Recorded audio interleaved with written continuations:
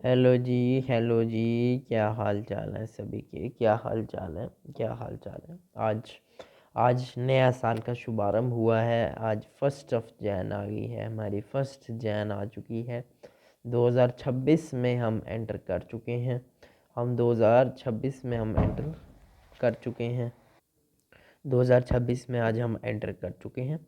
तो आशा करते हैं कि ये वाला साल हमारा मंगलमय हो। सब आज हम इसका शुभारंभ करेंगे। शुभारंभ आज हम इस साल का कर रहे होंगे। इस साल की पहली क्लास आपके सामने आ चुकी है। कल हमारी क्लास बेसिकली कल ये हुआ था कि मैंने आपको 16th क्वेश्चन तक मैंने आपको करा दिया था। होप आपको बड़े अच्छे से समझ भी आया हो। क्वेश्चंस का लेवल अच्छा था, बट 16th के बाद हुआ ये कि मेरी घर की लाइट चली गई। लाइट जाने के कारण मेरा जो यहाँ पे लाइट थी ये सारी ऑफ हो गई और अंधेरा हो गया। यहाँ पे चार्जर भी मेरा बंद हो गया, तो उसके कारण मेरा इन्वर्टर भी डाउन हुआ था। तो उसके कारण मुझे क्लास वहीं पे रोकनी पड़ी। फिर मैंने एडिट करके उसको आपको 50 मिनट्स की वीडियो कल दे दी थी। बट आज हम इस पूरे जो लेक्चर है हम इसको आज कंप्लीट कर रहे होंगे। आज हम इस साल का शुभारंभ करते हुए हम आज इस साल को शुभारंभ करते हैं। सबको ढेर सारी शुभकामनाएं। अब देखो, आपका बोर्ड एग्ज़ाम भी नज़दीक आ गया। कल वाली कल वाली फ़ाइल को ही हमने खोली है, ओपी गुप्ता साहब की फ़ाइल। ओपी गुप्ता साहब जो हैं हमारे एक अच्छे, उन्होंने एक बहुत ही बड़ा अवार्ड जीता हुआ है मैथमेटिक्स में। मेरे को नाम स्किप हो रहा है। तो उन्हीं की जो हम एक फ़ाइल है हम वो खोल के उनके क्वेश्चंस को हम अटैम्प्ट कर रहे हैं। उनके क्वेश्चंस काफ़ी हाई लेवल के माने जाते हैं, तो हम वही क्वेश्चंस उठा के हम आज कर रहे होंगे। क्वेश्चन 17 की ओर अब हम आ गए हैं। 16th तक हमने पहले ही कर लिया था। 17वें क्वेश्चन की तरफ। 17th क्वेश्चन कहता है the sum of first 25 terms of AP. कहता है आपने बताना है sum of first 25। Sum of first 25 मतलब S25। उसकी nth टर्म दे दी मेरी जान, nth टर्म। उसकी nth टर्म आपको ये दे दी गई है। उसकी nth टर्म आपको ये दे दी गई है। तो जैसे मैंने आपको एक कल बड़ा ही प्यारी एक नोट वाली बात बताई। तो कल मैंने आपको एक बड़ी प्यारी नोट वाली जो बात बताई थी वो थी कि जब भी आप किसी किसी भी एपी की nth टर्म या सम ऑफ n टर्म्स को एक इक्वेशन की फॉर्म में देख लो। एक इक्वेशन की फॉर्म में देख लो। एक इक्वेशन की फॉर्म में देख लो। एक इक्वेशन की फॉर्म में देख लो। तो n की वैल्यू 1 2 3 पुट कर देना। तो कहता है द सम ऑफ आपने निकालना 25 टर्म्स ऑफ एपी, जिसकी nth टर्म आपको ये दे दी है भाई। nth टर्म ये है। तो भाई जैसे ही मैंने देखा कि भाई nth टर्म एक इक्वेशनल फॉर्म में, तो मैंने लिखा कि अगर मैं n की वैल्यू 1 रख दूं फिर क्या होगा। तो t एक ऐसे एक ही जगह इन्होंने t लिख दी है, तो कोई नहीं, हमें क्या फ़र्क पड़ रहा है। तो 1 रखेंगे तो 1 इंटू 3 हो जाएगा तो -3। तो -3 और तो ये आ जाएगा, फर्स्ट टर्म आ गई -1। तो जो पहली टर्म है एपी की वो -1 है। एन की वैल्यू अगर 2 रख दूं तो क्या होगा, टी टू क्या होगा, 6 -6 + 2 -4। तो टी वन मिल गया, T2 मिल गया। अब देखो nth टर्म के लिए हमें सम ऑफ 25 टर्म्स के लिए हमें क्या चाहिए, ए और डी चाहिए होता है। ए हमारे पास आ गया भाई, ये हमारे पास आ गया a -1 first term of a b. D कैसे निकालेंगे, डी होता है अगला माइनस पिछला, A2 - A1। तो अगला है -4 -1, ठीक है, प्लस हो जाएगा तो -3 आ जाएगा आपका कॉमन डिफरेंस। तो हमारे पास ए है और हमारे पास डी है। तो अगर हम S25 निकालें, ए क्या है हमारा -1, ए है -1, ए है -1, डी है -3। ए है हमारा -1, डी क्या है -3 है, ठीक है। बिठा के देखो, ए अगर -1 है, अगर 1 रखेंगे, हाँ -1 आ जाएगा, और -4, ठीक है, -3 आ जाएगा। तो सम ऑफ 25 टर्म्स को हम लिख सकते हैं 25/2 n/2, 2 टाइम्स ए क्या है, ओ सॉरी, 2 टाइम्स ए प्लस n-1 हो गया 24 इंटू डी क्या है -3। ये हम लिख सकते हैं n/2 into 2a plus n-1 हो गया 25 - 1 24 इंटू टी। सॉल्व करते जाओ, 25/2 -2 -3 4 12 72। ठीक है, 72 72, तो माइनस आ जाएगा, 3 4 12, 2 नीचे 1 ऊपर, ठीक है। तो 25/2 इंटू क्या आ जाएगा ये, -74, -74, 2 से कटेगा, 3 ज़ा कटेगा, 3 37 ज़ा, ठीक है, 37 ज़ा। तो 25 इंटू -37 करो, अगर हम 25 अब इंटू -37 कर दें, -37 कर दें, मल्टीप्लाई करें, 7 5 आएगा 35, 7 2 14 और ये 17 आ जाएगा, 3 5 15, 3 2 6 7 5 12, तो ये आएगा -925। तो जो सम ऑफ 25 टर्म्स है एपी का, जिसकी nth टर्म हमें दी हुई थी, तो जैसे ही मैंने देखा कि nth टर्म की इक्वेशन मेरे सामने, nth टर्म की इक्वेशन मेरे सामने है, तो मैंने n की वैल्यू 1 2 3 पुट कर दी और d निकाल लिया, a निकाल लिया। अब मैं 25 निकालने के काबिल हो गया हूँ, तो -925 is the answer, b part इसका आंसर है, ठीक है जी। देखो मेरी जान, क्वेश्चंस जो हैं वो इतने भी मुश्किल नहीं है जितने आपको लगते हैं। जो मैं आपको बता रहा हूँ ना, आप बस उसको फॉलो करो। अब मैंने आपको बताया कि भाई हाँ, जब भी आप देखो कि nth टर्म को एक इक्वेशनल फॉर्म में दिया हुआ है, तो n की वैल्यू 1 2 3 पुट करो ना। अगर आप मेरी बात मानोगे तो आपके नंबर बहुत ही अच्छे आएंगे, ठीक है। चलिए शुरू करते हैं। 18वां क्वेश्चन। अच्छा, आप सोच रहे होगे मैंने बड़ी टोपी शोपी पहनी हुई है। बेसिकली जम्मू कश्मीर में, मैं जम्मू कश्मीर का रहने वाला हूँ। जम्मू कश्मीर में बहुत ज़्यादा ठंड है। मैं श्रीनगर में रहता हूँ, ऐसे आपको बता दूँ तो कश्मीर वाली साइड पे काफ़ी ज़्यादा ठंड है, तो इसलिए आपको, हाँ आज धूप निकल गई है बट ठंड ऐसे काफ़ी रहती है, ठीक है। चलिए, ठीक है, हाँ 18th क्वेश्चन पे थे अब हम, चलो जी 18th क्वेश्चन पे थे अब हम, चलो 18th कहता है, इफ एक एपी है, एपी है भाई, एपी में कौन कौन है, 2x, x plus 10, x plus 10, 2x, x plus 10 और 3x प्लस 2। अगर ये तीनों टर्म्स एक एपी में है, मतलब ये एपी की कंजेक्टिव टर्म्स हैं, ये A1 है, ये A2 है, ये A3 है, तो ये एपी की कंजेक्टिव टर्म्स हैं, तब x क्या होगा। हम देखो, अब आप बच्चे इसमें हाथ पांव फूल जाते हैं बच्चों के कि हाँ भाई, ओ माय गॉड, एपी में 3 टर्म्स A1 A2 A3 दे दी, एक्स कैसे निकालेंगे। आपको बिल्कुल बेसिक से शुरू करना है। एक एपी की क्या डेफिनेशन थी, एक ऐसी सीक्वेंस जिसका हर अगला माइनस पिछला बराबर हो, मतलब उसका कॉमन डिफरेंस बराबर हो। तो मतलब एपी है, तो मतलब जो D1 होगा वो होगा A2 minus A1, A2 minus A1 करो, x प्लस 10 माइनस 2x, तो वो क्या हो जाएगा 10 माइनस एक्स, तो ये आ जाएगा मेरे यहाँ D1 आ जाएगा 10 माइनस एक्स। D2 की बात करें, भाई ये P है तो कोई भी अगला माइनस पिछला बराबर होगा। D2 क्या होगा, A3 minus A2, 3x plus 2 minus x minus 10, तो कैलकुलेट करो तो आएगा 2x माइनस 8। तो D2 आ रहा है आपका 2x माइनस 8, यही आ रहा है। 3x minus x 2x plus 2 minus 10, हाँ 2x माइनस 8। बट हर एक एपी में D1 इक्वल टू D2 होता है, हर एक कॉमन डिफरेंस बराबर होता है, तो D1 तो D2 के बराबर होगा ना मेरे जान। तो 10 minus x should be equal to 2x minus 8, ठीक है। अब 2x को यहाँ ले जाएंगे तो बन जाएगा -3x, ठीक है।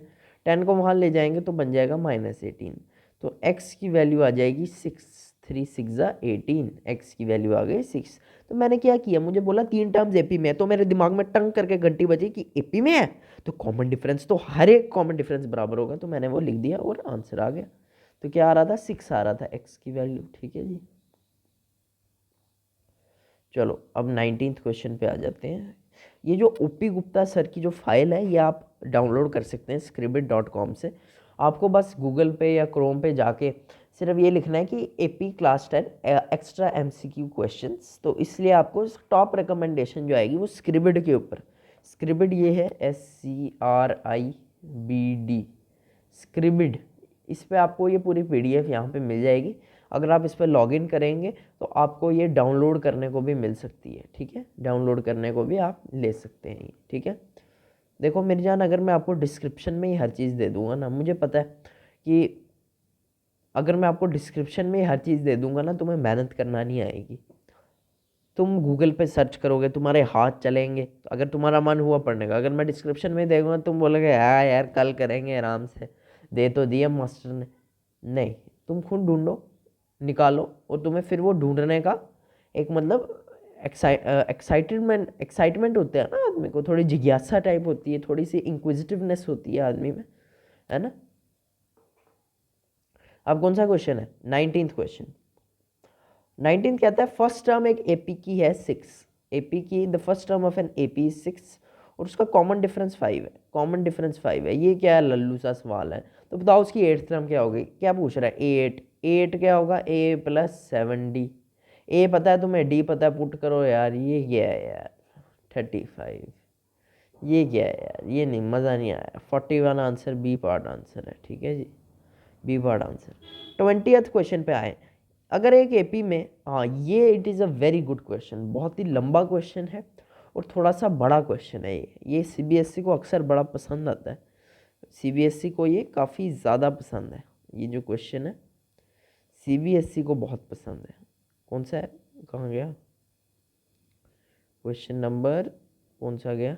20th है ना, 20th, हाँ जी, हाँ 20th क्वेश्चन सीबीएसई को बड़ा पसंद है। चलिए, कहता है इन एन एपी, अगर एक एपी में क्या कह रहा है, एम टाइम्स टाइम्स मतलब मल्टीप्लाई, एम टाइम्स अगर एक एपी में m times the mth term, mth term मतलब ए एम, भाई हम तो बेसिक में चल रहे हैं।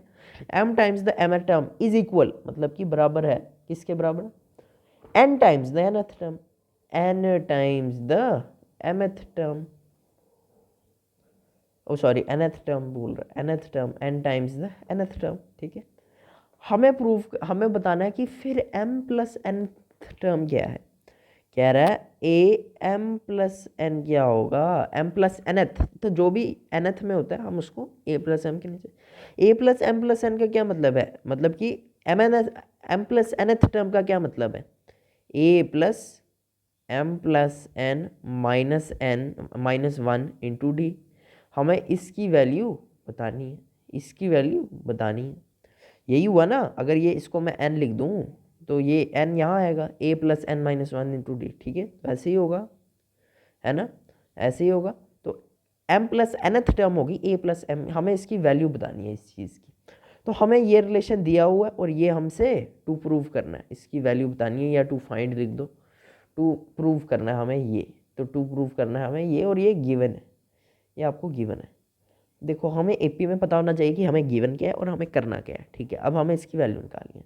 तो अब देखो एपी में क्या करते हैं, हम जो गिवन है उसी को थोड़ा सिंप्लीफाई कर देते हैं। देखो एम टाइम्स ए एम क्या होगा, A plus M minus 1 into D, यही होगा, बराबर एन, ए एन क्या होगा, A plus N minus 1 into D, ये होगा ए एन।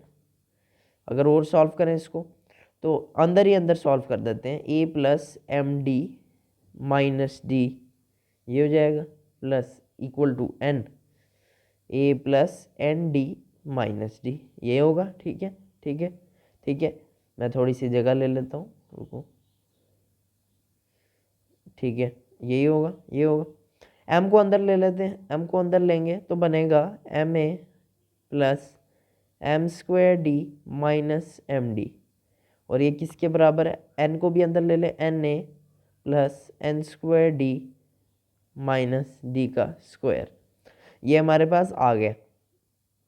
अब देखो, अब मैं कुछ कर नहीं सकता, तो मैं क्या करूँगा, इस वाले सारे आर एच एस वाली टर्म्स को एल एच एस में फेंक दूंगा, ए वालों को एक साथ ले लूँगा और डी वालों को एक साथ, जो स्क्वायर वाले हैं उसको स्क्वायर के साथ, जो कोई कुछ गलत हुआ, एन डी होगा मेरे यहाँ, एन डी यहाँ पे एन डी होगा, यहाँ पे एन डी होगा, रुको, माइनस एन डी, क्योंकि देखो ना एन ए एन स्क्वायर डी और माइनस एन डी, ठीक है। तो अब मैं क्या करूँगा, अब मैं ए वालों को एक साथ ले लूँगा, ये ए वाले एक साथ ले लूँगा, स्क्वायर वाले एक साथ ले लूँगा और डी वाले एक साथ ले लूँगा विदाउट स्क्वायर वाले।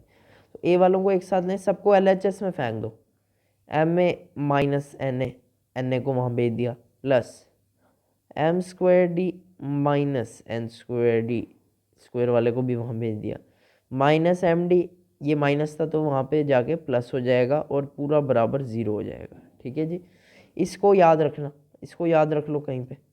तो हमारा अभी तक बन रहा है m a minus n a m square d, रुक जाओ मैं यहाँ पे ना इधर पे मैं यहाँ पे लिख देता हूँ, ठीक है।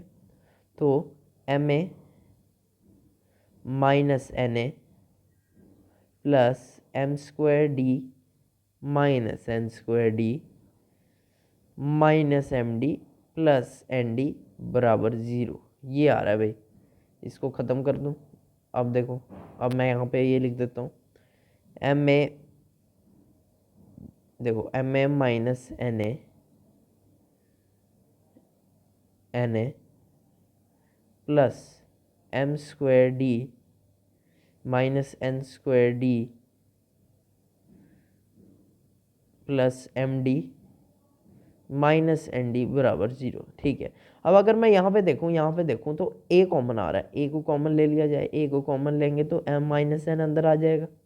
यहाँ पे डी कॉमन आ रहा है, प्लस डी कॉमन ले लेंगे तो यहाँ रह जाएगा m square minus N square. यहाँ पे देखेंगे तो डी कॉमन आ रहा है, प्लस डी यहाँ भी कॉमन ले लेंगे, यहाँ भी आएगा एम माइनस एन और ये टोटल सारा बना के 0 बनता है। ठीक है जी, अब देखो क्या मैं इसको ए एम माइनस एन, क्या मैं M square minus N square को M plus N into M minus N लिख सकता हूँ, A plus B into A minus B equal to A square plus B square, A square minus B square plus D into M plus N बराबर 0 तो रहना ही है। ठीक है, अब देखो, अब ध्यान से M minus N M minus N हर जगह कॉमन आ रहा है तो ये बाहर ले लेते हैं, एम माइनस एन बाहर आ गया तो अंदर क्या रह गया, ए प्लस डी, डी के बाद क्या आ रहा है एम प्लस एन और यहाँ पे आ जाएगा आपका प्लस डी। ठीक है जी, ये आ रहा है बराबर 0। अगर मैं इस m माइनस एन को वहाँ फेंक दूँ तो ये ख़त्म हो जाएगा, 0 की तरफ फेंक दूँ ख़त्म हो जाएगा। तो यहाँ पे अगर मैं d को कॉमन ले लूँ तो बनेगा m प्लस एन प्लस 1 बराबर 0। हमें यही तो प्रूव करना था मेरी जान, हमें यही तो प्रूव करना था, यही तो प्रूव करना था। क्या प्रूव करना था, हमें बताना था कि m प्लस nth टर्म क्या होती है। m प्लस nth टर्म होगी a plus m plus n minus 1 है। ये कुछ गलत हो गया हमसे, 2 मिनट मेरी जान, 2 मिनट।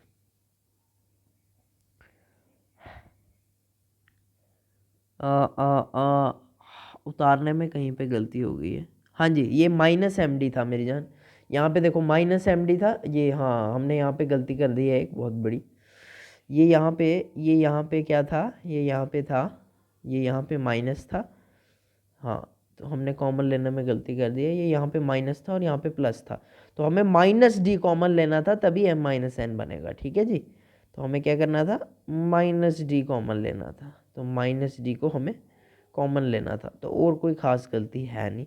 तो यहाँ से भी माइनस डी ही आएगा, यहाँ पे माइनस डी आएगा, माइनस डी, और यहाँ भी माइनस होता जाएगा। ठीक है, हमने यहाँ पे एक गलती कर दी है, प्यारी गलती थी वैसे, पता लग गया। चलो देखो, हाँ ये हमारा गलत हो गया, यहाँ पे माइनस आना था, ओ काफ़ी मोटा माइनस आ गया। चलो यहाँ पे माइनस आना था। ठीक है जी, तो फिर जब कॉमन भी लेंगे तो ऑब्वियसली यहाँ पे माइनस ही आएगा, यहाँ पे माइनस आएगा। ठीक है जी, यहाँ पे माइनस आएगा। तो हमें यही तो प्रूव करना था मेरी जान, यही तो प्रूव करना था कि ये हमें प्रूव करना था A plus M plus N minus N D बराबर, ये हमें क्या प्रूव करना था, 0 के बराबर। तो इसका आंसर होगा 0। प्रूव नहीं करना था, हमें फाइंड करना था, तो ये आ जाएगा 0।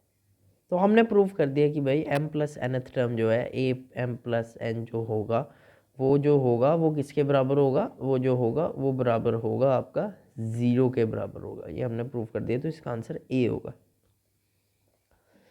चलिए 21 के ऊपर आते हैं, रुकिए 21 क्वेश्चन। एक बार मैं थोड़ा सा पानी शानी पी लूँ।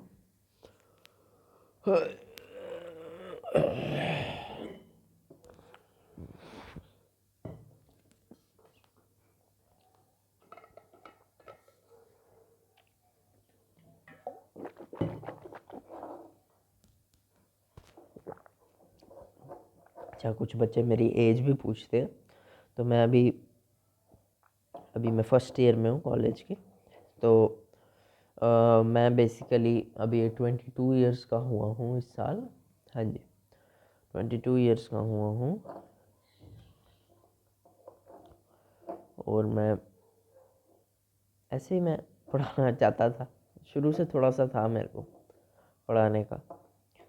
10th क्लास का, 10th में मैं 11th भी अभी शुरू करूँगा। बट अभी मेरे को बेसिकली कोई ख़ास रिस्पॉन्स मिल नहीं रहा 10th की तरफ से, कोई ख़ास सपोर्ट नहीं आ रहा, ना कोई कमेंट आ रहा है ना कुछ आ रहा है। क्योंकि ऑब्वियस सी बात है, मार्केट में अच्छे अच्छे टीचर ऑलरेडी हैं, नए टीचरों को कौन ही मतलब मुँह लगाता है। तो मैं पहले कोचिंग में पढ़ाता था एक, फिर वहाँ कुछ कंस्ट्रेंट्स आ गए तो वहाँ उस वजह से मैंने वो छोड़ दी। फिर उसके बाद फिर मैंने ऐसे ही अपना एक यूट्यूब चैनल बना लिया। यूट्यूब चैनल के बाद मैं सपोर्ट थोड़ा सा गैदर करने लगा। फिर आहिस्ता आहिस्ता थोड़ा सा, अभी तो बिल्कुल नहीं आया है सपोर्ट, एक भी मतलब व्यूज़ तो बिल्कुल नहीं है। चलो कोई नहीं, इम्प्रूव करते रहेंगे हम। कोई नहीं, कोई नहीं। अच्छा, जो बच्चे 9th में हैं, 9th वाले कहते हैं हमारे लेक्चर्स कब आएंगे।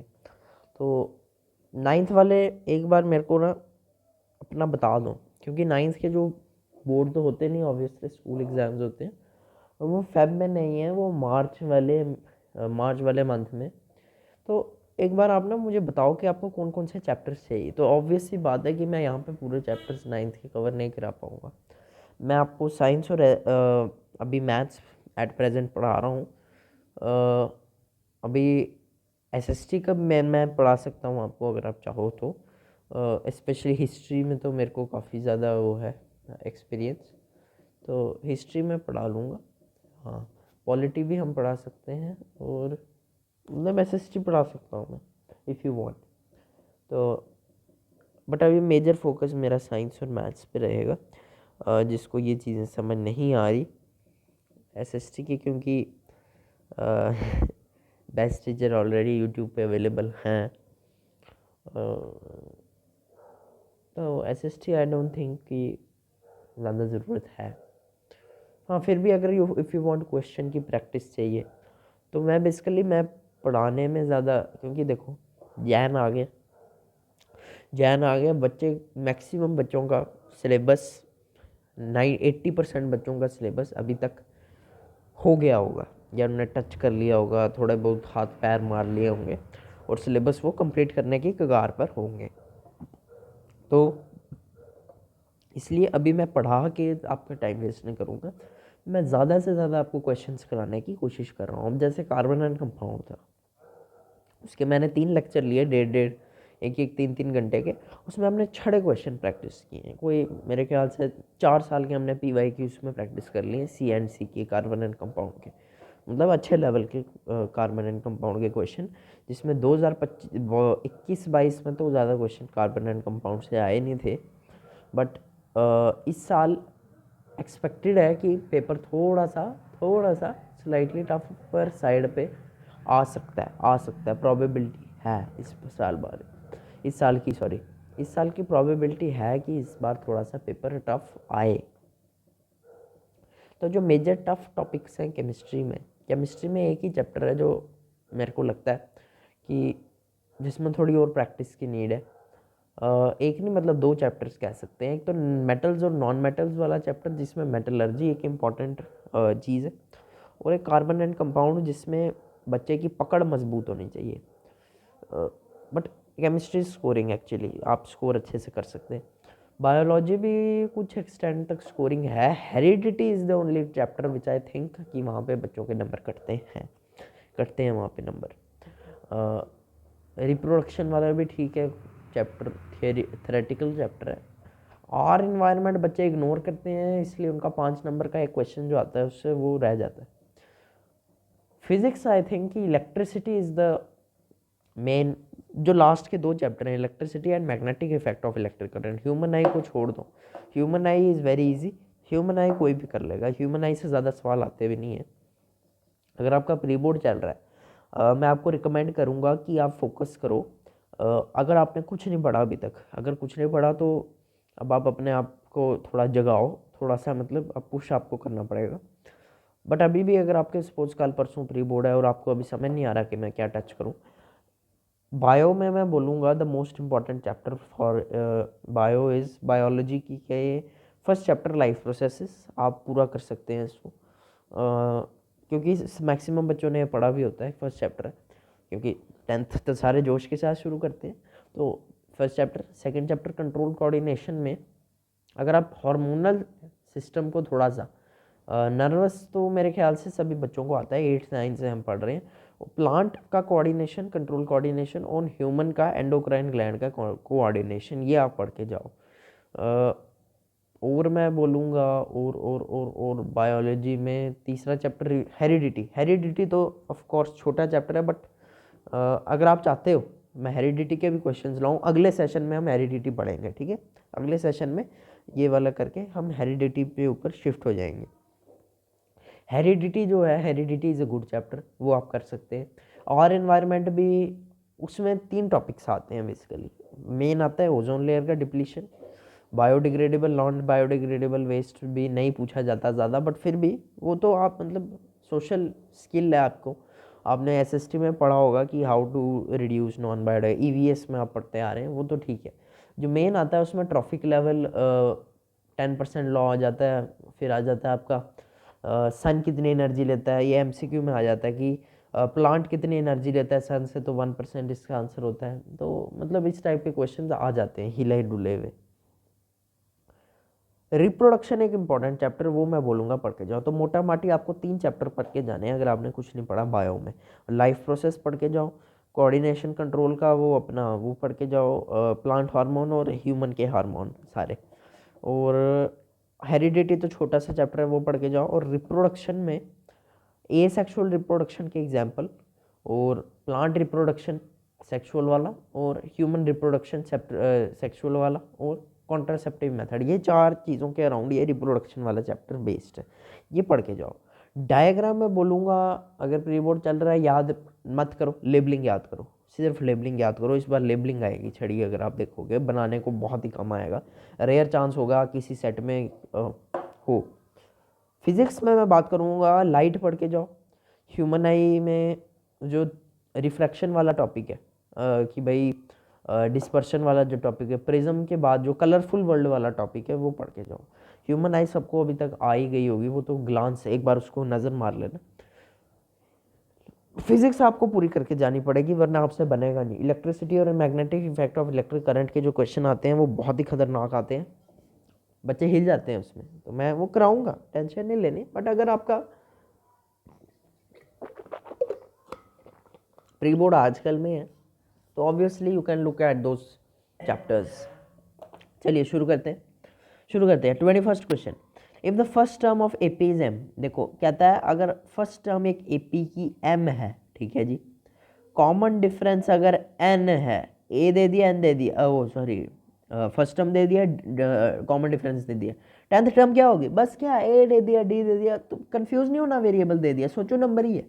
तो 10th टर्म ए 10 होता है, वो तो है ए प्लस 9d, तो ए क्या दिया हुआ है इसने, एम दिया हुआ है, 9 डी क्या दिया हुआ है, एन दिया हुआ है, तो m+9n हो गया, m+9n वो होगा m+9n बी पार्ट आंसर आ गया। तो कुछ नहीं करना था, फर्स्ट टर्म दे दिए, कॉमन डिफरेंस दिया था, पुट कर दिया, आंसर आ गया, कुछ नहीं है, ये लल्लू सवाल, लल्लू।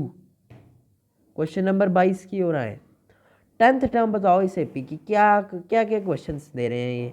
10th टर्म एपी की क्या होगी, ए आपको दे दिया -2, डी आपको दे दिया क्या है, डी अगला माइनस पिछला 7 माइनस ऑफ -2 तो आ गया 9, तो डी आ गया 9 और ए आ गया -2, तो क्या पूछ रहा है 10, ए 10 क्या होगा, ए +9d, ए प्लस 9d, ए क्या है -2 प्लस सॉरी 9, डी क्या है 9, ठीक है। 81 -2 कितना होता है 79, तो 79 इज द आंसर है। और रुकिए 10th term of the AP is, ओहो देखो कल वाली सिचुएशन आ गई है मेरी जान, ये माइनस नहीं है, ये माइनस नहीं है, ये कोलन ही है, ये कोलन ही है, ये कोलन है।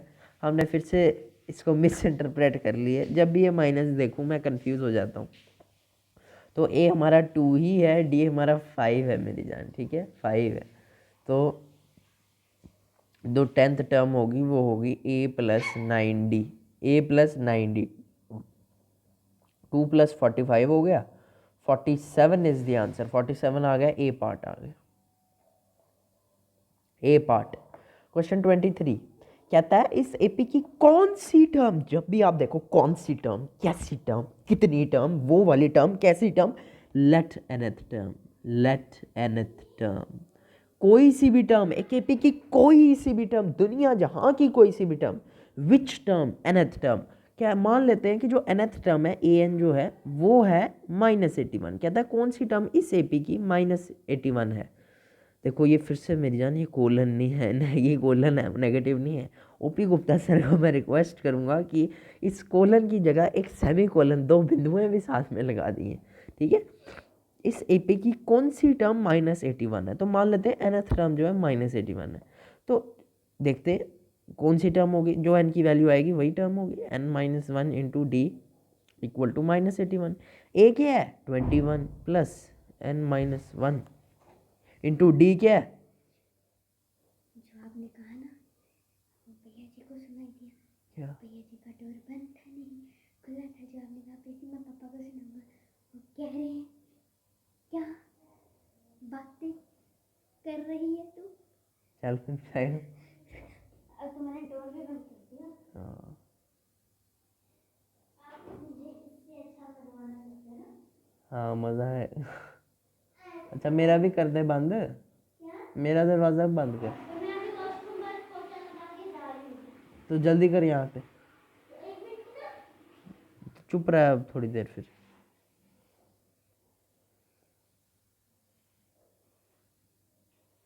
जाना आराम से है। nth टर्म -81 है, तो ए प्लस n-1 इंटू डी जो होगा वो -81 होगा। ए की वैल्यू आ गई भाई 21 प्लस n-1, डी क्या है अगला माइनस पिछला, 18 में से 21 गए, 18 में से 21 गए -3 बराबर -81, 18 में से 21 गए -3, तो n-1 इंटू -3 ये कितना हो जाएगा, माइनस कितना हो जाएगा, ये भी माइनस में जाएगा 2, 102, ये से ये गया 3, 3 ज़ा 9, 4 ज़ा, n की वैल्यू आ गई भाई 35।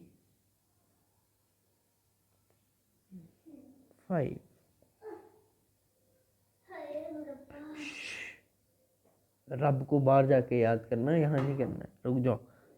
n बराबर आ गया मेरी जान 35। क्या कर रही है यार, नया पोछा है।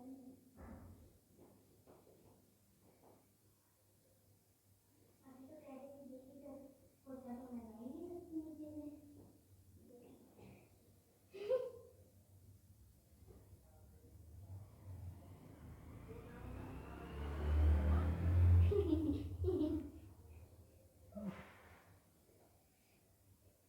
लाजवाब बात तो। चल अब जल्दी कर जल्दी, अब चल चल बार बार बार, एंडी यहाँ से आराम से जाना। ना ना मैं बड़ी तेज जाऊंगा, हाँ चल तो यहाँ से फिर ऐसे हो जाएगा ना, कोई नहीं, तू तो यही चाहती है, चल है ना? मैं ये नहीं करती। जोर से कर बंद।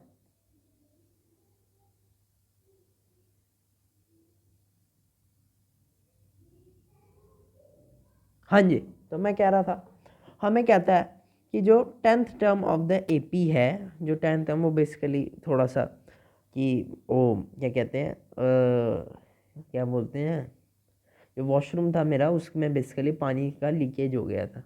तो मेरी जो क्या कहते हैं, जो मेरी मैंने एक लड़की रखी हुई है, तो वो कह रही थी कि पानी थोड़ा सा लीक हो रहा है, तो मैं वो देखने गया था। तो चलिए फिर से चलते हैं। तो कहता है 10th term is sorry which term of the AP is -81। तो हमने कह दिया कि nth term of this AP is -81।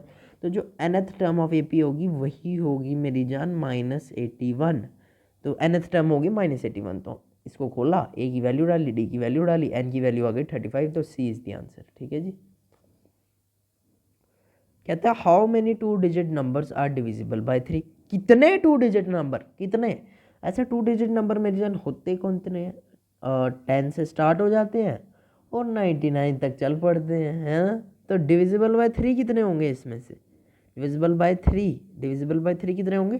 12 होता है 2 डिजिट नंबर, उसके बाद 15, उसके बाद 18, उसके बाद 21 और लास्ट कौन सा होगा? 99 होगा। तो ये क्या है? ये तो एक एपी बन गई। ये क्या है? ये तो एक एपी बन गई। देखो, अगला माइनस पिछला 3, अगला माइनस पिछला 3, अगला माइनस पिछला 3, तो ये एपी है। अब हमें बताने हैं इस एपी में कितनी टर्म्स हैं। ये इनडायरेक्टली ये आ गया कि कितनी टर्म्स हैं इस एपी में, तो हम मान लेते हैं एन टर्म्स हैं। तो अगर एन टर्म्स हैं तो ये फर्स्ट टर्म, सेकेंड टर्म और 99 जो होगी वो होगा nthवीं टर्म। तो जो nth टर्म है वो 99 है। तो मतलब a plus N minus 1 into d जो होगा वो 99 है। ठीक है। तो a क्या है? 12 plus N minus 1 into d तो 3 है, equal to 99। N minus 1 into 3 होगा 99 में से 12 जाएगा, 99 में से 12 जाएगा, कितना बचेगा? 87। और ये से ये कटेगा 29। एन की वैल्यू आ जाएगी 30। तो टोटल 30 टर्म्स हैं इसे भी, मतलब 30 टू डिजिट नंबर है जो कि 3 से डिविजिबल है। तो आंसर आ गया बी। कहता है विच what is the 11th term. देखो ये कल मैंने सेम क्वेश्चन कराया, ये आप खुद घर पे होमवर्क करोगे, ये होमवर्क करोगे तुम लोग। डी आंसर नहीं है इसका, ये नहीं सोचना, बस इसको होमवर्क करोगे। ठीक है, ठीक है, होमवर्क करना है इसको। Sum of first 24 of the list of numbers whose nth terms. कहता है the sum of first 24, S24 निकालो, of the list of numbers. List है भाई नंबर की, एपी नहीं है, सीक्वेंस है। उस टर्म की nth, उस सीक्वेंस की हमें nth टर्म दे दी 3 + 2n। मेरा वो रामबाण याद करो जो मैंने तुम्हें रामबाण बताया, क्या कि जब भी एक nth टर्म की तुम्हें एक इक्वेशन दे दी हो तो n बराबर 1 2 3 रखो। n बराबर 1 रखेंगे, a1 क्या हो जाएगा? 5। n बराबर 2 रखेंगे, a2 क्या हो जाएगा? 2 टू द 4 7। n बराबर 3 रखेंगे, a3 क्या हो जाएगा? 3 टू द 6 और 9। तो देखो हमें फर्स्ट टर्म मिल गई, सेकंड टर्म मिल गई, थर्ड टर्म मिल गई। अब जो सीक्वेंस बनेगी वो क्या बनेगी? सीक्वेंस जो बनेगी वो बनेगी 5 7 9। बट क्वेश्चन ने बोला सम ऑफ फर्स्ट 24 निकालो लिस्ट ऑफ नंबर्स जिनकी nth टर्म। अभी हमें ये नहीं बताया कि ये एपी है या नहीं, तो हमें पहले प्रूफ करना पड़ेगा कि ये एपी है या नहीं। तो यहाँ पे आप छोटा सा डब्बा बनाओगे, D1 निकालोगे वो भी आएगा आपका 2, D2 निकालोगे वो भी 2 आएगा। मैं बता रहा हूँ पेपर में कैसे करना है। फिर आप नीचे लिखोगे कि भाई D1 बराबर D2 है, देयरफॉर इट्स एन एपी। अब आप इसमें एपी का फॉर्मूला लगा सकते हो, ये आप पेपर में करोगे, यहाँ पे अभी मैं वो नहीं करके दूंगा आपको। ठीक है, तो ये सीक्वेंस आ गई। ठीक है, कहता है इस सीक्वेंस के सम ऑफ फर्स्ट 24 निकालो, तो S24 वो आएगा n/2। 24/2 होता है 12, 2 टाइम्स ए, 2 टाइम्स ए हो गया 2 टाइम्स 5, 2 5 ज़ा 10 प्लस 23। डी क्या है यहाँ पे? 2 है डी। ठीक है, इसको सॉल्व करो भाई, 12 आ गया, 10 प्लस 2 3 ज़ा 6, 2 2 ज़ा 4। तो ये आ रहा है, ये आ रहा है आपका, ये आ रहा है 12 इंटू 56। 12 इंटू 56 क्या होता है? 12 इंटू 56, 6 2 ज़ा 12 और 72 आ गया और 60 आ गया। तो आंसर आ रहा है 672। 672 सी इज़ द आंसर। तो क्या बोला था इसने? हमें nth टर्म दी हुई थी इक्वेशन में, तो मैंने n बराबर 1 2 3 पुट किया, सीक्वेंस मिल गई, सीक्वेंस को एपी प्रूव किया और सम ऑफ फर्स्ट 24 निकाल दिया। आंसर कुछ नहीं किया। आप क्वेश्चंस अगर देखोगे तो क्वेश्चंस जो है अच्छे लेवल के क्वेश्चन हैं। आज हम मैं बता देता हूँ कितने करेंगे, टोटल कितने हैं। हाँ 55 क्वेश्चन हैं, आज पूरा कर लेंगे। चलो जी, पूरा एक मैराथन ही रख लेते हैं, आज पूरा कर लेते हैं। चलो जी, जल्दी जल्दी करते हैं, अब स्पीड बढ़ा देते हैं। देखो अगर आप स्क्रिप्ट पे देखोगे, जैसे कि आर डी शर्मा की ट्रिग्नोमेट्री है, क्लास 10 ट्रायंगल्स के, मैंने हर एक चीज़ मैंने स्क्रिप्ट पे डालता हूँ मैं। अब मैथमेटिक्स बाय ओपी गुप्ता से, तो ओपी गुप्ता सर ने यहाँ पे खुद डाली हुई है, तो आई प्रेफर स्क्रिप्ट, क्योंकि यहाँ पे आपको बहुत ज़्यादा मटेरियल मिल जाएगा, बहुत सारा मटेरियल आपने इतनी सोची भी नहीं होगी। अगर आप ऐप इंस्टॉल करोगे स्क्रिप्ट का या आप वेबसाइट पे जाओगे तो आपको बहुत सारा मटेरियल मिल जाएगा रिलेटेड टू एजुकेशन या कोई भी नहीं, एजुकेशन में इधर ना। हाँ, क्वेश्चन नंबर 27 कहता है अगर ये तीन जो चीज़ें हैं ये एपी में है, मतलब ये जो तीन है कंजेक्टिव टर्म्स हैं एक एपी के, तो p+1 3p 4p+2 ये तीनों चीज़ें एपी में है। फिर बताओ जी वैल्यू ऑफ पी क्या होगी। तो मैंने आपको बताया है कि जब भी ऐसे क्वेश्चन आ जाए तो आपके हाथ पैर नहीं फूलने चाहिए, आपको बेस पता होना चाहिए कि एपी क्या है, एक ऐसी सीक्वेंस जिसमें हर अगला माइनस पिछला बराबर है। तो D1 निकालो भाई, अगला माइनस पिछला वो क्या होगा 3p - p-1, तो वो आ जाएगा 2p-1। ये आ गया जी आपका D1। फिर D2 निकालो, वो क्या होगा दूसरा अगला माइनस पिछला, तो 4p+2 - 3p, तो ये आ जाएगा p+2। जो D2 आ गया वो आ गया p+2। बट AP में तो हर एक अगला माइनस पिछला बराबर होता है, तो जो D1 होगा वो D2 के बराबर होगा, तो 2p-1 should be equal to p+2। p वहाँ जाएगा तो आंसर आएगा p=3।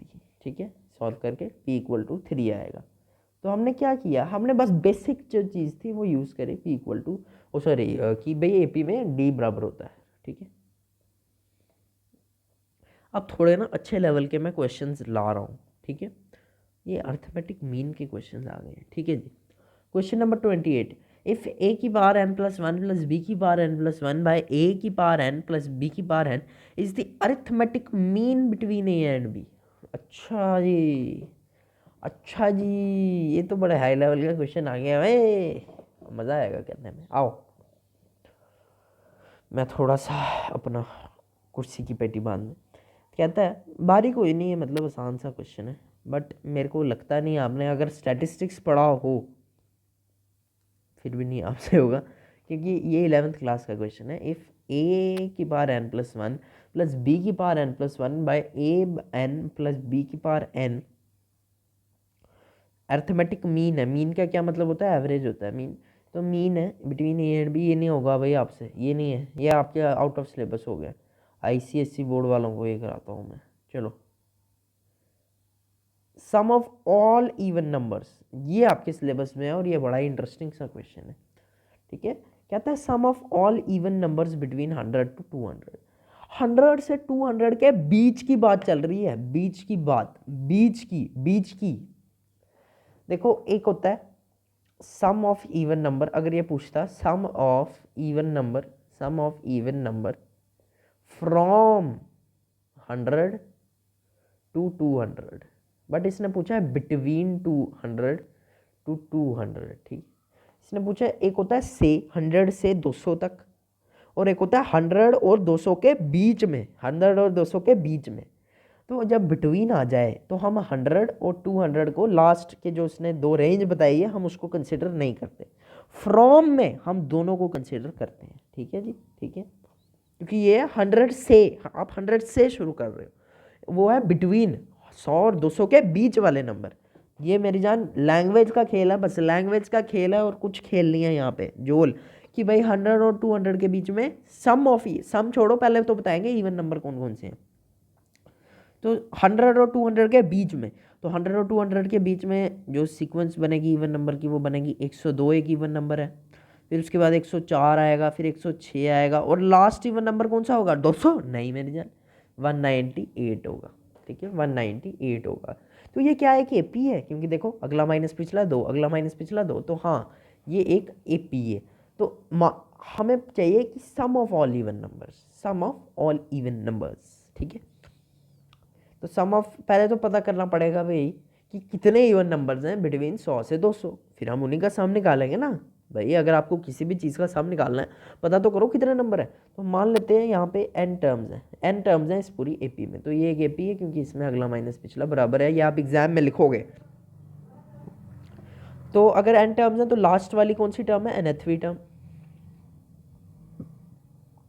तो a plus n minus one into D बराबर 198। ए क्या है मेरी जान, 102 प्लस n माइनस वन, 2 है कॉमन डिफरेंस हमारा 198, n minus one equal to 198 में से ये जाएगा तो आ जाएगा आपका 96 रह जाएगा, इंटू 2 तो था ही इसके साथ, तो 40 4 जा 8 जा, और ठीक है ठीक कर रहा हूँ, n बराबर 49। तो टोटल कितने 49 नंबर्स हैं 100 से 200 के बीच में जो कि इवन है, ठीक है जी। अब इन 49 नंबर्स का सम क्या होगा मेरी जान, सम बताओ। AP बन रही थी हमारी, क्या बन रही थी, 102 104 से लेके 198 तक।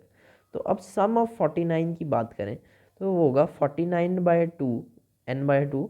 और देखो इस AP के हमें फर्स्ट और लास्ट टर्म पता है, फर्स्ट और लास्ट टर्म पता है, तो हम यही वाला यूज़ करते हैं, 102 प्लस फर्स्ट और last term, A plus L होता है तो फर्स्ट और लास्ट टर्म। तो 49/2 अगर 198 प्लस 102 करें, अगर आपसे नहीं होता ना मेरी जान तो आप साइड पे कर लिया करो।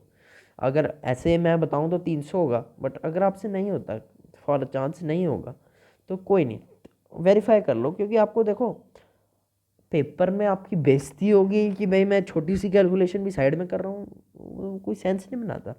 कोई आपको देखने थोड़ी आ रहा है, हाँ हाँ हाँ ये तो 198 प्लस 102 भी पेन पे साथ रगड़ के कर रहा है, नहीं ना मेरी जान, कुछ नहीं होता। तो अब देखो 300 आया तो 150 आ गया यहाँ पे, मल्टीप्लाई करो 49 इंटू 15 करो, जीरो बाद में लगाएंगे, 5 9 ज़ा 45, 5 4 ज़ा 20, 24 आ गया, 9 1 49, तो 5 13 और 5 और 7350, तो आंसर आ रहा है 7350, बी आ गया आंसर। तो क्या किया, कहता sum of all even numbers between, between मतलब 100 और 200 को एक्सक्लूड करके बिटवीन कितने इवन नंबर, पहले हमने देखा कौन से हैं, 102 104 से लेके 198 तक, ठीक है जी। अब उनका सम निकालना है, पहले तो पता होना चाहिए कितने नंबर है, तो n टर्म्स थी तो हमने n निकाला 49।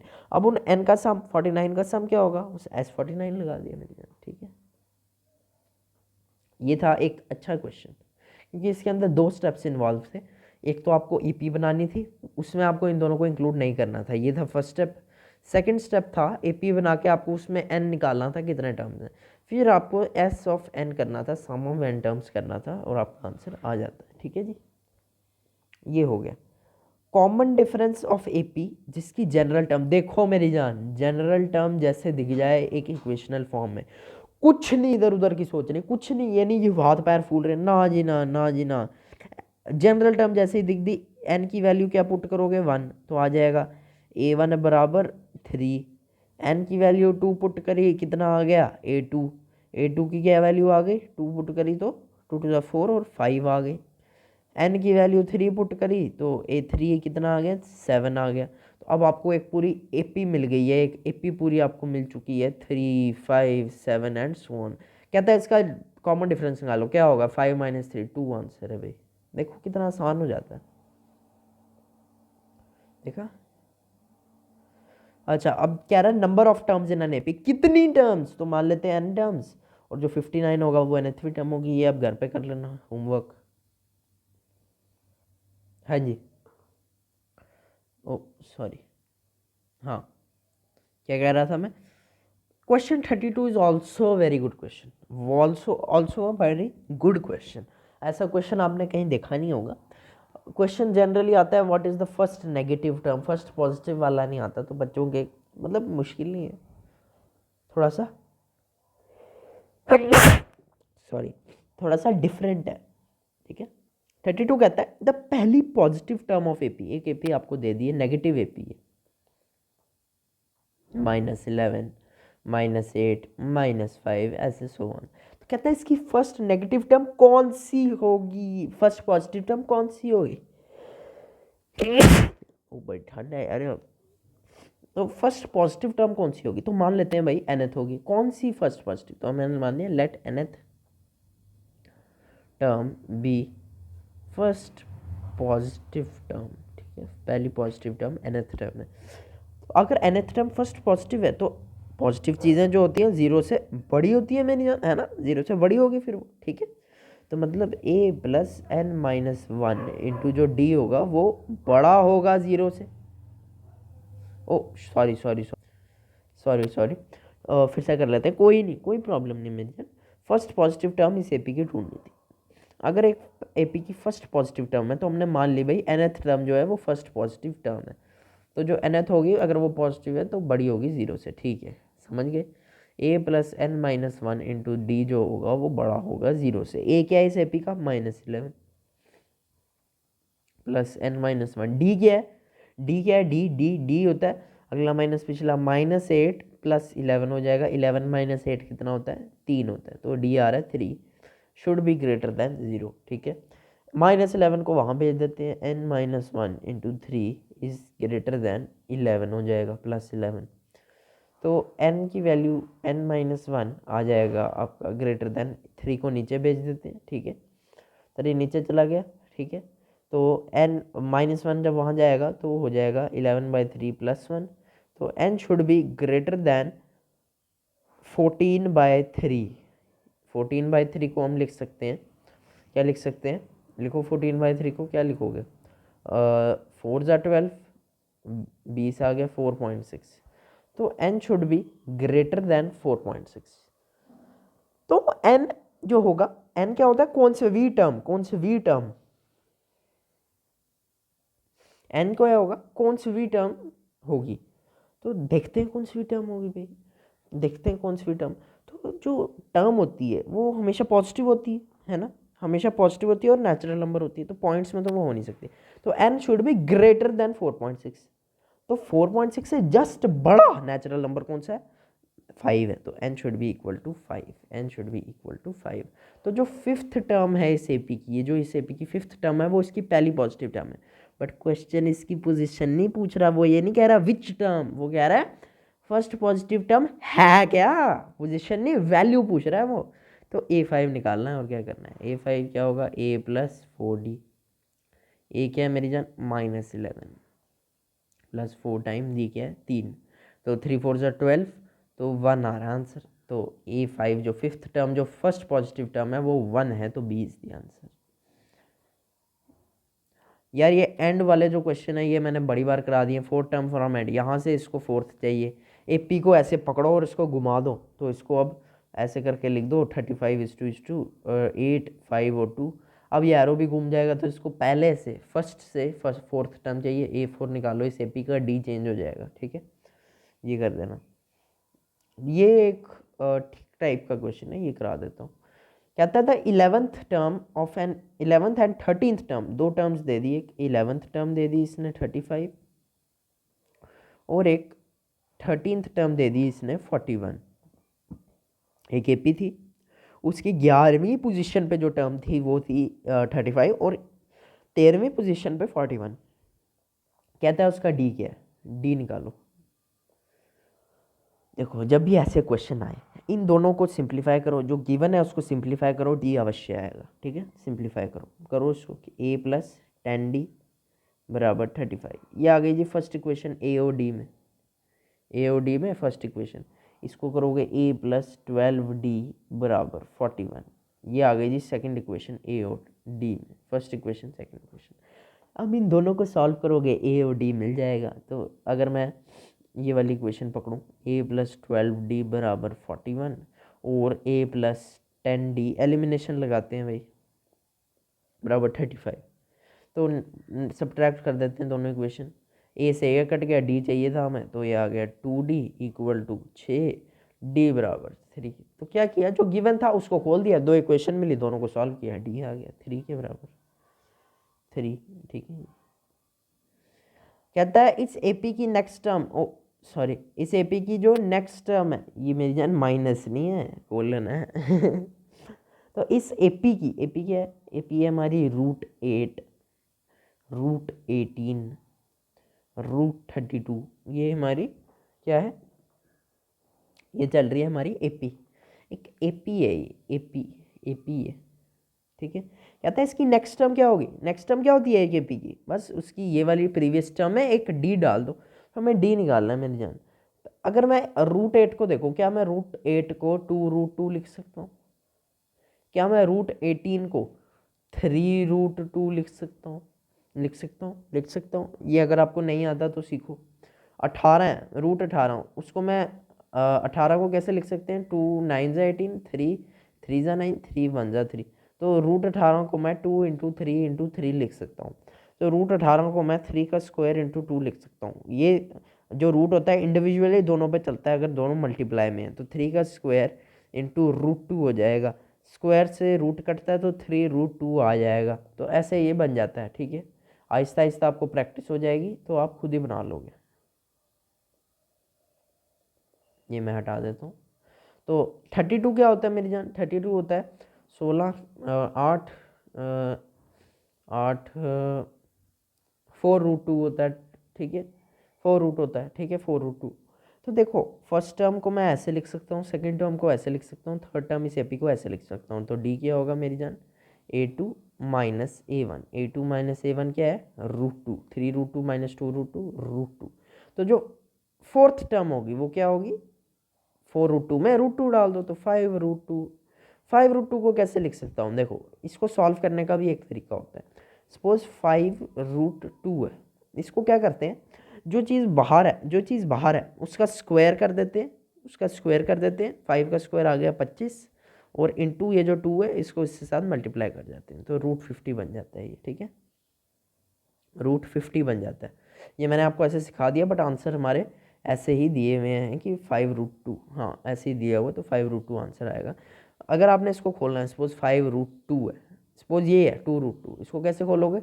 रूट ऐसे बाहर निकालोगे, इसका स्क्वायर करोगे, जो बाहर है उसका स्क्वायर करोगे, 2 2 ज़ा 4, वो इंटू 2 कर दोगे तो आ गया √8। तो ये सेम आ गया, ठीक है जी। तो 5√2 35। For an AP, if for an AP, अगर एक एपी के लिए जो A5 है, जो उसकी फिफ्थ टर्म है, सॉरी जो उसकी फिफ्थ टर्म है, और जो उसकी 25वीं टर्म है, फिफ्थ पोजीशन पे टर्म और 25th पोजीशन पे टर्म, उसका जो सम है वो 56 आ रहा है। तो बताओ A15 क्या होगा? A15 की वैल्यू बताओ। मैंने क्या बोला है, एपी के हर एक क्वेश्चन में जो गिवन है उसको थोड़ा सा, A15 क्या हुआ? A+14D की वैल्यू बताओ। A+14D की मेरी जान वैल्यू बताओ। इसने हमें ये दिया हुआ है और A15 पूछा है, A+14D इसने वैल्यू पूछी है।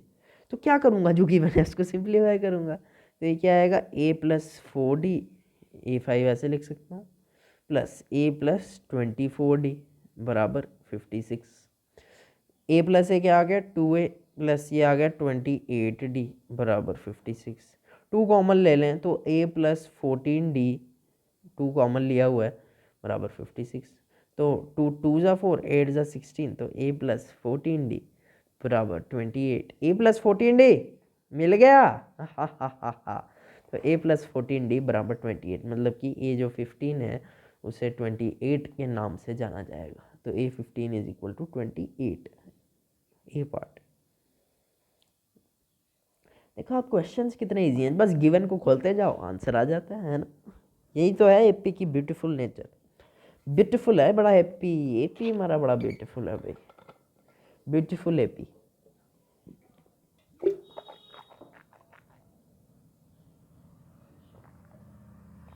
एपी की बड़ी ही ब्यूटीफुल नेचर है। अच्छा न्यू ईयर सबने मना लिया होगा, कल हो गया न्यू ईयर। कल 12 बजे बड़े पटाखे फटे यार यहाँ पे, क्रैकर पे क्रैकर, ओहो लोग रुकते ही नहीं है आजकल यार। मैं सो रहा था और वहाँ पे पटाखे पे पटाखे, तो सही है यार, मज़े कर रहे हैं। सही है, तुमने भी किए होंगे नहीं? देखो यार, अब जो है ना, अब थोड़ा सा समय क्रिटिकल हो गया। अगर तुम अब भी मेहनत नहीं कर रहे, जिसने मतलब पूरे साल भी मेहनत की नहीं की, दिसंबर भी उसका चला गया, उसका अब जैन आ गया, अगर वो आज भी मेहनत नहीं ना करेगा मेरे जान, वो फंस जाएगा बड़ा, बहुत ज़्यादा। एंड में ना उसको मतलब फिर जो आ जाते हैं ना वो सुसाइडल वाले थॉट्स, वो आने शुरू हो जाते हैं मेरे जान, क्योंकि उसने ना रिग्रेट रह जाता है एक टाइप से ना। रिग्रेट मतलब अफसोस, अफसोस करने लगता है। काश, तो वो काश ही रह जाता। ये जो काश है ना, मैंने एक्सपीरियंस किया हुआ है बड़ा बार। काश एक आदमी को बड़ी पीड़ा, बड़ा ही दुख पहुंचाता है। जब आप बड़े बड़े कम्पिटिटिव एग्ज़ाम्स की तैयारी करते हैं और आप मेहनत नहीं करते, तो ये जो रिग्रेट है ना, कई बार आपको अपने जीवन से भी वंचित करा देता है। मतलब अपना जीवन त्याग देते हैं लोग इस रिग्रेट के कारण, कि भाई पूरे 2 साल हमारे 11वीं और 12वीं नीट या कोई भी कम्पिटिटिव एग्ज़ाम, जेई, सैट हो गया, आपका क्लैट हो गया, एनडीए हो गया, यूपीएससी हो गया, कोई भी और भी, सीए हो गया, और कौन सा होता है आपका एमबीए वगैरह का हो गया, कुछ भी हो गया, अगर आप मेहनत नहीं ना करते, तो जो लास्ट वाले टाइम में जो रिग्रेट आता है ना मेरे, वो आदमी को ना अंदर से ख़त्म कर देता है, खोखला कर देता है अंदर से। अगर मैं बोलूँ, अगर तुम अब भी नहीं ना कर रहे, तो तुम वो खोखला करवाने वाली चीज़ को तुम महसूस ज़रूर करोगे।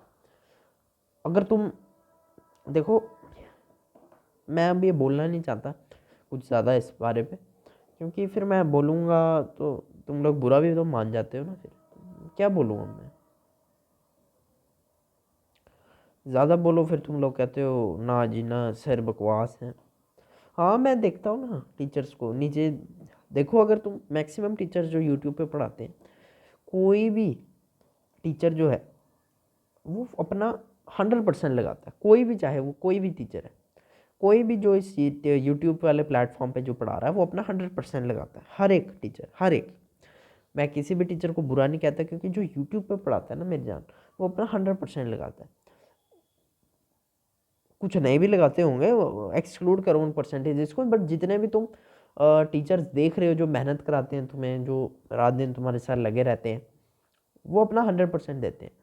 फिर भी बच्चे उनको नीचे गालियाँ लिख रहे हैं, अब्यूजिव लैंग्वेज यूज़ कर रहे हैं, मतलब टीचर की लड़ाइयाँ लगवा रहे हैं, एक प्लेटफॉर्म दूसरे प्लेटफॉर्म की लड़ाइयाँ लगवा रहे हैं। मतलब ये अब बच्चे इमेच्योर हो गए हैं यार, थोड़े इमेच्योरिटी है अभी भी बच्चों में। 10वीं में आ गए, 16 साल के होंगे, 15-16 साल के, इमेच्योरिटी तो है अभी। कमेंट करेंगे। अगर तुम लाइव क्लासेस भी देखो, अगर तुम किसी भी बैच में सपोज एनरोल्ड हो, चाहे किसी भी प्लेटफॉर्म का बैच हो वो, तुम अगर लाइव क्लासेस में देखो, यूट्यूब की लाइव चैट अगर तुम देखो, कोई लाइव स्ट्रीम कर रहा है, मतलब कोई पढ़ा रहा है लाइव, तो तुम लाइव चैट देखोगे यार, इतनी टॉक्सिक हो गई है लाइव चैट। अगर तुम 5 मिनट उसको देखोगे, 10 गालियाँ तुम्हें सामने वहाँ पे मिलेंगी, 10 कोई वहाँ पे ऑब्सीन चीज़ें वहाँ पे लिखी हुई तुम्हें दिखेंगी। मतलब ये दिमाग है बच्चों का, वो टीचर सामने आके तुम्हें पढ़ा रहा है, तुम लोग क्या क्या लिख रहे हो। स्पेशली अगर कोई फीमेल टीचर पढ़ा रही हो, और स्पेशली अगर चैप्टर, हाँ, रिप्रोडक्शन वाला जो चैप्टर है, अगर उसको कोई फीमेल टीचर पढ़ा रही हो, अगर तुम उसके कमेंट्स देखोगे ना, मैं क्या बोलूँगा अब इस बात पे। मेल टीचर फिर भी थोड़ा सा सहन कर लेता है, फीमेल टीचर को ऐसे लिखना, मैंने देखा हुआ ना यार, ऐसी ऐसी पागल है, मतलब बच्चे ना, हाइट है इस चीज़ की। कुछ बच्चे ठीक भी हैं, मतलब कुछ बच्चे मेच्योर हैं, और ये जो but major section of the children basically they are immature. समझ ही नहीं आती इनको। अभी देखा ही क्या है इन्होंने रिप्रोडक्शन वाले चैप्टर में, क्या लिखा ही क्या है उसमें इतना। 11वीं 12वीं में आएंगे, रिप्रोडक्शन इन ह्यूमंस पढ़ेंगे, तो वो फिर तो वो पागल हो जाएंगे, बेड स्ट्रक्चर पर लेटे हुए मिलेंगे हमें, तो बातें करते हैं।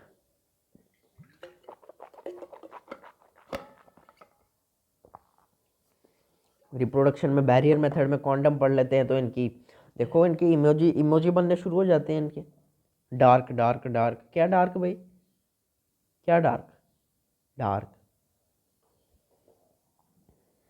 चलिए शुरू करते हैं। कहता है question 37, which of the following is not an AP. अब ये तो तुम बता ही दोगे कौन सी एपी नहीं है, मैं ऐसे देखते बता देता हूँ। ये एपी है, डी इसके तीनों सेम है, दोनों सेम है। ये भी एक एपी है, ये भी है, 3 4 4, ये नहीं है, ये भी है। हाँ, सी इज़ द आंसर, ठीक है, सी आंसर है। सम ऑफ फर्स्ट 20, हाँ जी, कहता है the sum of first 20 odd natural number. AP क्या बनेगी, सीक्वेंस क्या बनेगी, ऑड होने चाहिए और नेचुरल नंबर होने चाहिए। नेचुरल नंबर 1 से शुरू हो जाते हैं, तो 1 इज़ एन ऑड नंबर, 2 नहीं है, 2 एक इवन है, तो 3 आ जाएगा, 4 नहीं है, 5 आ जाएगा, 7 आ जाएगा, सो ऑन। ठीक है, तो क्या ये एक एपी है? हाँ, क्योंकि देखो D1 जो है वो भी 2 है, D2 है वो भी 2 है, तो yes it is an AP, exam में लिखोगे। तो ये एक एपी है। तो कहते हैं इस एपी के 1 3 5 7 फर्स्ट, इसके फर्स्ट 20 और नेचुरल नंबर का सम निकालो, मतलब S20 निकालो, फर्स्ट 20 टर्म्स का सम। तो 20/2 आ गया 10, ठीक है, n/2 आ गया, प्लस 2 टाइम्स ए, 2 टाइम्स ए आ गया 2 टाइम्स 1, प्लस 19 इंटू डी क्या है 2 है, ठीक है, ये आ गया जी। तो 10 प्लस 10 आ गया, 2 into one, 2 into one, 2 into one है ये 1, तो 2 इंटू वन 2 हो गया, प्लस 2 9 ज़ा 18, 2 1 ज़ा 2 38, तो ये आ गया 400। ठीक है, सम ऑफ फर्स्ट 20 टर्म्स आ गया आपका 400। 400 is the answer, 400 is the answer. The sum of first 20 natural number, first 20 natural number, तो नेचुरल नंबर की जो सीक्वेंस होगी 1 2 3 सो ऑन, है ना, ये होगी। तो ये के पी है, हाँ, 1 का कॉमन डिफरेंस है, 1 का डी जो है वो 1 है। तो क्या करोगे, सम ऑफ 20 नेचुरल नंबर कर देना, तो 10 आ जाएगा, 2 टाइम्स ए 2 टाइम्स ए प्लस 9 टाइम्स डी, तो 110 आ जाएगा आंसर, 110 आंसर आ जाएगा। ये बड़ा ही सिंपल क्वेश्चन सब आ गए हैं नीचे। क्वेश्चन नंबर 40, ये थोड़ा सा ठीक है। Sum of first 10 natural multiples of 7, multiple of 7 क्या होते हैं, मल्टीपल ऑफ 7, M7 लिख देते हैं, वो होगा 7 14, सॉरी मल्टीपल मतलब टेबल है, 14 21 और 28 सो ऑन। तो ये ए पी है, हाँ देखो अगला माइनस पिछला 7, अगला माइनस, तो ये ए पी है, इसका बस S10 निकाल देना, आंसर आ जाएगा।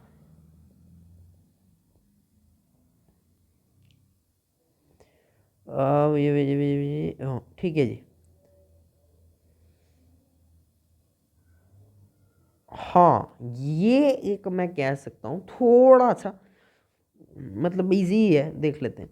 सम ऑफ द एपी, इस पूरी एपी का जो सम है, ये एक एपी दी हुई थी, इस एपी में जितनी भी टर्म्स थी 3 7 11 सो ऑन अप टू कुछ होगा, उसका जो सम ऑफ एन टर्म्स जो था इस एपी में, अगर एन टर्म्स थी तो उस सम ऑफ एन हमें 210 दे दिया। कहता है ना the sum of the AP, पूरी एपी का सम, जहाँ तक भी ये एपी जाती है उस सब का जो सम है वो 210 है, मतलब जितनी भी एन टर्म्स थी उसका सम 210 है, तो नंबर ऑफ टर्म्स वही हो गए एन।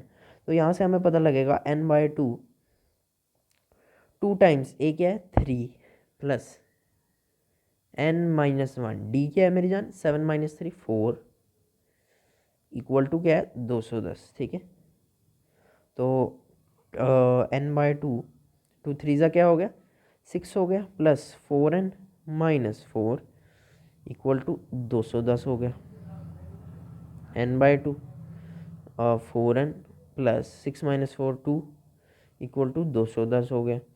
तो अगर यहाँ से 2 कॉमन ले लें तो ये आ जाएगा 2n प्लस 2, 2n प्लस और 2n प्लस 1 इंटू 2 आ जाएगा इक्वल टू 210।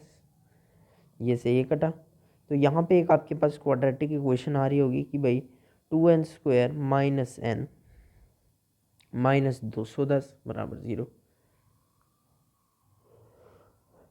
अच्छा, 2 मिनट छींक आ रही थी, वो थोड़ी रुक गई। तो ये क्वाड्रेटिक इक्वेशन आएगी, इससे जो n आएगा वो निकाल लेना, निकाल देता हूँ। चलो तुम लोग कहाँ करोगे कैलकुलेशन,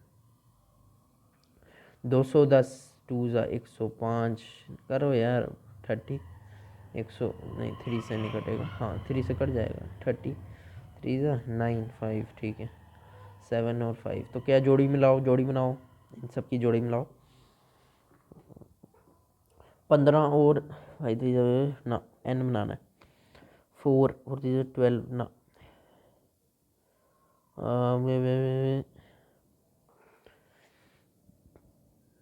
हाँ 20 और 21, तो -20n और सॉरी +20n लिख देते हैं और -21n लिख देते हैं, -210 बराबर 0 और यहाँ पे 2n²। ठीक है, यहाँ से क्या कॉमन आएगा, ओ सॉरी ये क्या हो गया,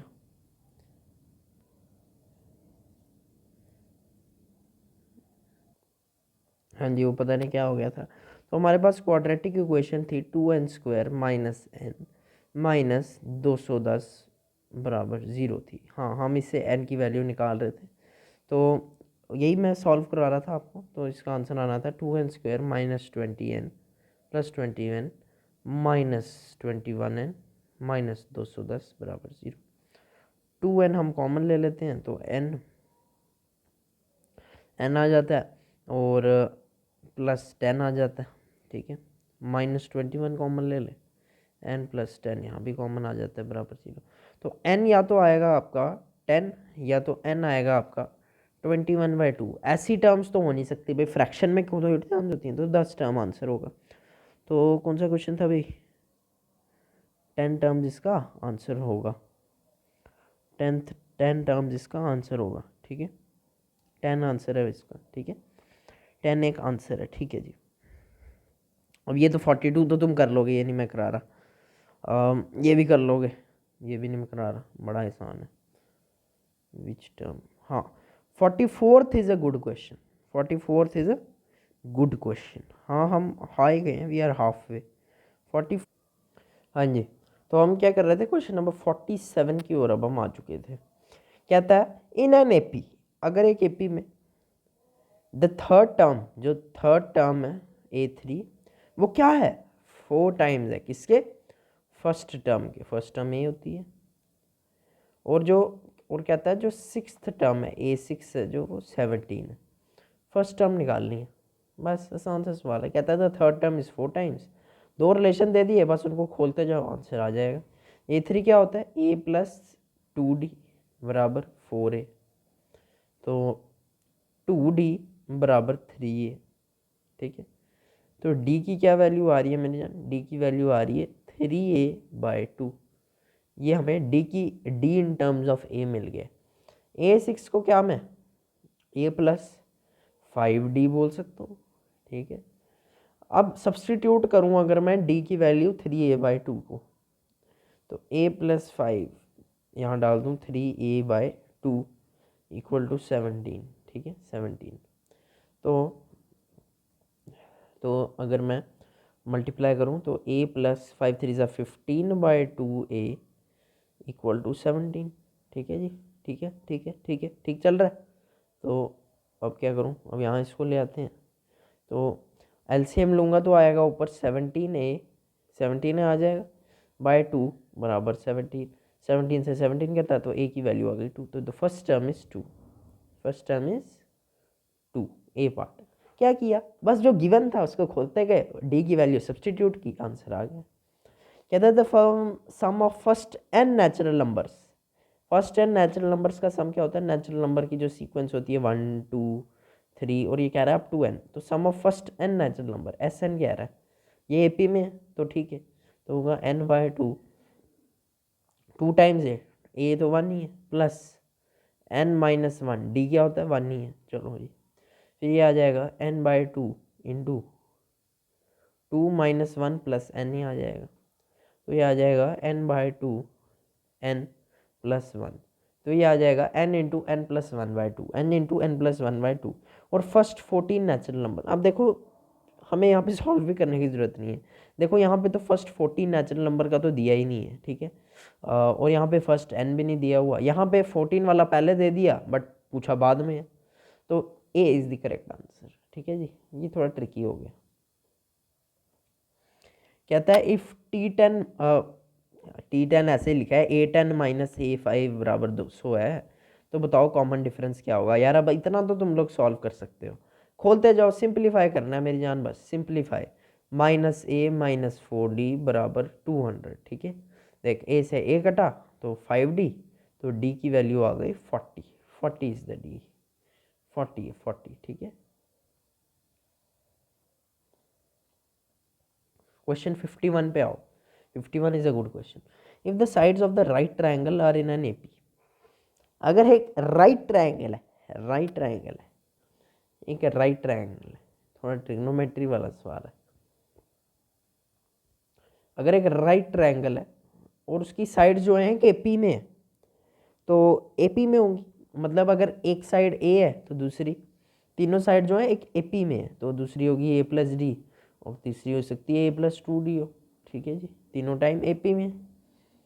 तो ऐसी कौन सी साइड्स होंगी जो वो एपी में होंगी, तो देखो एपी में होनी चाहिए। देखो कॉमन डिफरेंस किसका सेम है, बस यही तो कर रहे हैं। क्या कर रहे हैं, 2 4 और 5।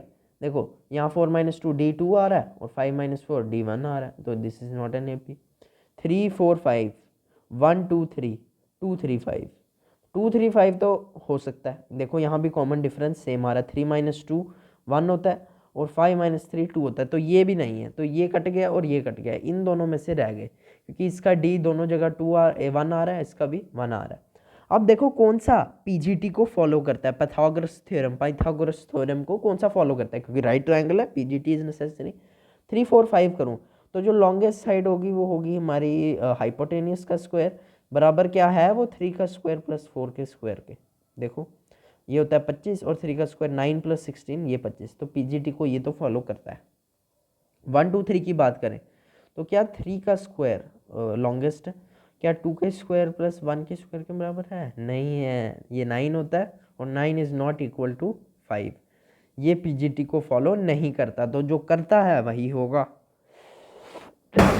ये अच्छा क्वेश्चन था। ठीक है, 3 4 5 पहले तो हमें देखना था जो इन्होंने नंबर्स दिए हुए हैं क्या वो एपी में है, तो हमने तो देख लिया कि दो तो है ही नहीं। अब दो बचे थे, उनमें से जो पीजीटी को फॉलो करेगा वही जीतेगा। Sum of first 9 natural number, ये कर लोगे। Sum of all numbers between 1 and 1000 divisible by 5 but not by 2। Good question.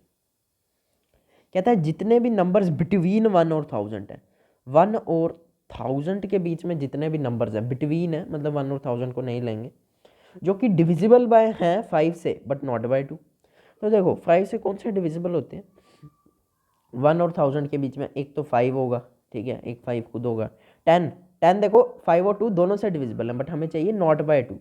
तो 15 जो है वो 5 से डिविजिबल है बट 2 से नहीं। सिमिलरली 25, सिमिलरली 35, ऐसे करते करते करते लास्ट नंबर क्या होगा, 1000 लिख दो, नहीं 995 होगा लास्ट नंबर। तो ये एक एपी बन गई मेरी जान, ये एक एपी बन गई। देखो अगला माइनस पिछला 10, अगला माइनस, कहता है कितने नंबर हैं, पहले तो हमें पता चलना चाहिए कितने नंबर हैं, तो मैंने मान लिया n टर्म्स, तो जो nth टर्म होगी वो 995 होगी, ये मैं आपको करा देता हूँ। तो जो nth टर्म होगी वो 995 होगी, तो a plus n minus 1 into D बराबर 995। पहले तो हम पता कर रहे हैं भाई कितनी नंबर ऑफ टर्म्स हैं यहाँ पे, 995 होगा, तो इसको मैं हटा देता हूँ। a plus N minus 1 into d 995 होगा, तो 5 है a, n माइनस 1, d है 10 इक्वल टू 995, तो n माइनस 1 इंटू 10 बराबर 990 आ जाएगा, ये से ये कटा, तो n की वैल्यू आ जाएगी 100। तो 1000 1 और 1000 के बीच में 100 नंबर हैं, 100 नंबर हैं जो कि 5 से तो डिविजिबल है बट 2 से नहीं है। ठीक है, अब उन 100 नंबर का सम करना है, मतलब कि सम ऑफ 100 करना है। ये तो तुम लोग कर लोगे अब, या ये भी कराऊँ, चलो करा देता हूँ। n/2 50 हो जाएगा, 2 टाइम्स a क्या है, नहीं ये नहीं हम फार्मूला लगाएंगे, a प्लस एल वाला फार्मूला लगाते हैं। ठीक है, a प्लस एल वाला फार्मूला a, क्योंकि फर्स्ट टर्म पता है और लास्ट भी तो पता है मैंने जान। तो 5 प्लस 995 वो होता है 1000, और 50 इंटू 1000 हो गया 50,000, तो 50,000 इज द आंसर, 50,000 सी। ठीक है, सिंपल क्वेश्चन। 55 देख लेते हैं। The sum to 100 terms of this, ये एक एपी आपको दे दी है, और क्या है ये एक एपी। ठीक है, धन्यवाद, thank you very much. Question number 55 का सोल्यूशन मैं आपको जल्दी दे दूंगा। ठीक है, आपको मैं क्या कहते हैं शॉर्ट्स की फॉर्म में आपको डाल दूंगा।